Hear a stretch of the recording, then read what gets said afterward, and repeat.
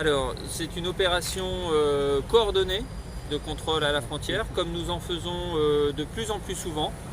Depuis le mois de septembre, le ministère de l'Intérieur a souhaité renforcer les contrôles aux frontières.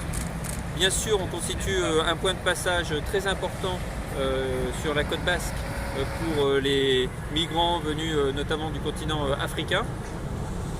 On partage ce privilège avec nos collègues de l'autre côté dans les Pyrénées-Orientales et nous nous rencontrons et nous allons nous rencontrer bientôt pour renforcer la coordination de tous les services de sécurité qui concourent à cette politique publique de lutte contre l'immigration irrégulière et de contrôle aux frontières.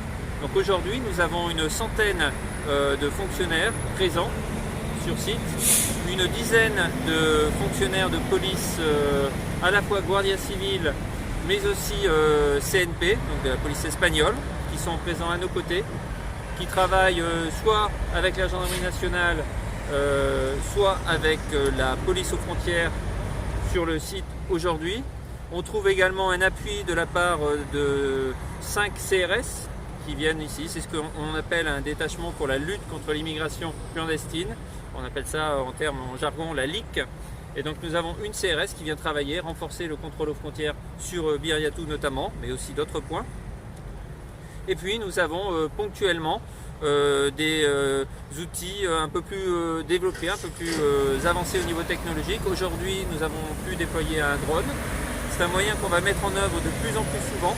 Il a des capacités notamment thermiques pour faire des reconnaissances aériennes de nuit, mais aussi pour voir des accès qui pourraient être un peu moins praticables. On a aussi aujourd'hui le laboratoire d'analyse documentaire qui est un outil plus classique mais avec une technologie très développée qui est aussi sur place, qui permet de lever des doutes sur les pièces qui peuvent être présentées lors des contrôles.